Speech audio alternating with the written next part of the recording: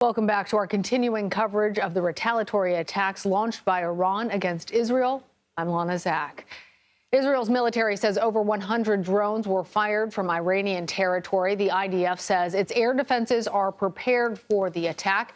Israeli Prime Minister Benjamin Netanyahu says its war cabinet is meeting in Tel Aviv tomorrow. Additionally, we are learning that U.S. forces and other allies of Israel are all mobilizing to provide assistance. Some of the drones have at this point been taken out. And this attack is significant, in part because it marks the first time that Iran has ever launched such a large military assault on Israel, particularly important that it came from Iranian territory. CBS News foreign correspondent Imtiaz Tyab joins me now from Tel Aviv. Imtiaz, we have been talking about this. You've been updating us in the last couple of hours ever since we first learned that those weapons had been launched from Iran. And now the IDF says that sirens are being heard across Israel. Tell us what you're hearing and seeing there in Tel Aviv.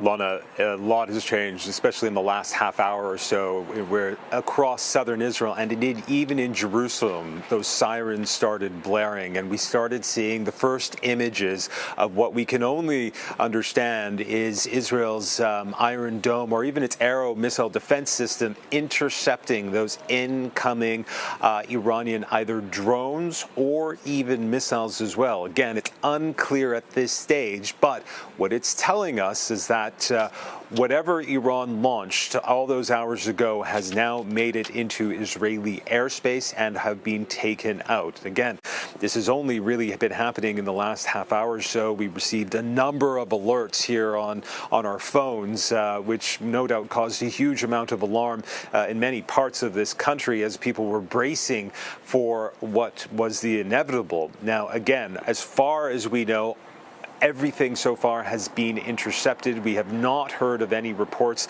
of any kind of missile or any kind of drone making contact or target with anything yet. But again, it's still very early hours. The concern is that this is the first wave, Lana, that we can expect over the next minutes, hours, for more waves of incoming from that Iranian strike. But I should tell you that we have also received a statement which comes from the Iranian mission at the United Nations, and I'm just going to pull up this statement that we have from the Iranians, where they basically have said that they have concluded their campaign, for lack of a better phrase.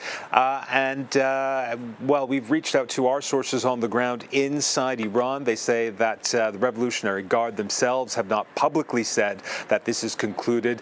When you look at Iranian state TV, it is now talking in past tense, which is significant in moments like this, that they are talking in past tense.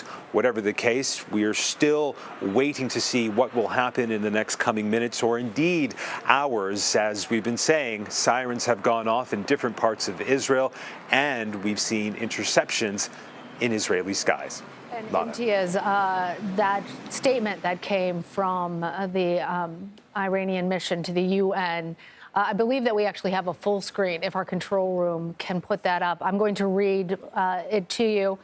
Part of what they were saying was that this was a retaliatory strike in response to Israel's action that they believe had taken out members of their military that were in Syria at an embassy there, according to Iran. They say, quote, the matter can be deemed concluded.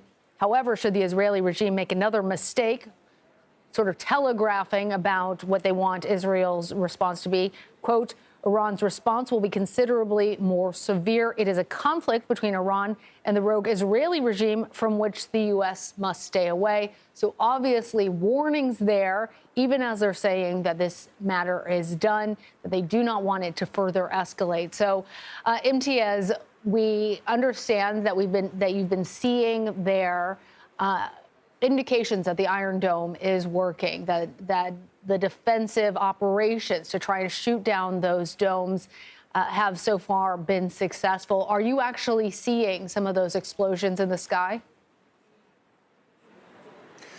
Yeah, so here in Tel Aviv, which, of course, is on the coast. We did see what we believe were 2 intercepts, but again, it's really over the skies of Jerusalem, where, of course, many journalists are based, and they have a lot of cameras pointed to the sky at this hour, where we saw the majority of those interceptions. But again, if you look at the areas where most of the sirens were, it really was in the south of the country. And what is in the south of the country? Of course, you have the Gaza theater, but really what you have is the Negev desert, which is a very large, very open space. There are Israeli military installations there, but there's not a lot of people there. Now, as we were anticipating just what exactly was going to happen over the next coming hours, we saw intelligence reports from various agencies saying that Iran was going to be very specific in its targeting, that it, even though it was targeting Israel, and as you said in your introduction, I think it's such a crucial, vital point to make, that this is the first time that the Iranian leadership has done this. This leadership, which has been in place since 1979, the Islamic Republic of Iran, has carried out strikes on Israel. Again, 44 years we've not seen this. It is so important to underscore and point out just how significant this is. But again, if what the intelligence that we were reading bears out that the majority of these drones and missiles potentially were targeted to the south, which again is a largely unpopulated area, then that is a significant signal from the Iranians, which is we wanted to show that we were responding to the devastation of our embassy in Damascus. Remember, that's what triggered this specific response from Iran, is that on the 1st of April, the U.S. confirmed that the Israeli military targeted the Iranian embassy inside Damascus, destroying that building, killing a number of people, including a key general. Now, in saying all of that, if it is true that the Iranians targeted relatively empty areas, again, it tells us that they were wanting to show a show of force and show of strength, but were perhaps trying to be a bit more deliberate in not targeting densely populated civilian areas. Again, this is some of the intelligence that we were hearing, that Iran was going to be very specific in its targeting. Whatever the case, from the Israeli point of view, that doesn't matter. They have been targeted by Iran, and Israel will have to respond. And although we had that statement that you read out from Iran saying we've concluded it, and essentially saying that they want to move on unless Israel does something else, it's very clear Israel will have to respond. How Israel will respond right now, we don't know for sure, but we do know that Israel's top leadership are here in Tel Aviv meeting at this very hour. Very interesting about that. Imtiaz, I'm also struck by the fact that you have been monitoring Iranian state television and the changes that you've witnessed with that. I'm hoping that you can tell us a little bit more about what you've seen. Yeah, it's really interesting. So our sources on the ground have been kind of trying to paint a picture for us as to just what the mood in Tehran, the capital, is right now. And basically what we've learned is that it's pretty quiet there right now. It's obviously the very early hours of the morning, as it is here in Tel Aviv as well, although there are some university students that were out on the streets sort of celebrating this move by the leadership there.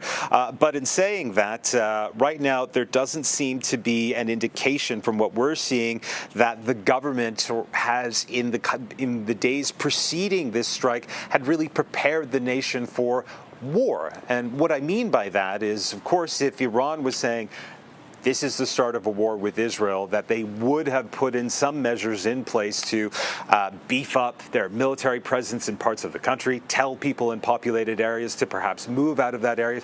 And none of that has happened. Again, these are from our sources on the ground inside Iran. So it does seem that Iran, in its calculus, believes that what they launched, while significant and was important for them to show as a show of strength and force because of what Israel did inside Damascus by targeting its embassy there, and indeed killing that general and a number of other people as well, that maybe the Israeli response won't be the kind of response that so many are afraid of, in that we could see an all-out war between these two countries. And that would be devastating. We have to remember, Iran is an enormous country. 90 million people live in Iran.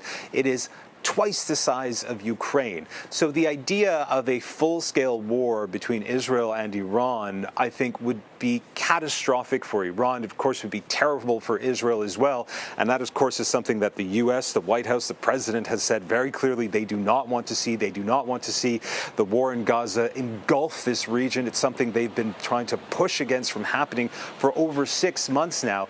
But again, we are in uncharted territory, Lana. We have never seen Iran target Israel like this. And the question now becomes, again, what will Israel do in response? All right. Imtiaz Tyab there in Tel Aviv. Thank you. You see on your screen right now some of that activity that's happening over Israel. These are shots of Bethlehem and the skies over Bethlehem late in the evening into the early morning hours. Air raid sirens have been heard across major cities in Israel, and many of these flares that you're seeing are believed to be action by the Israeli defense, the Iron Dome, and other defensive capabilities by Israel to try and take out that large number of Iranian drones that were launched earlier today.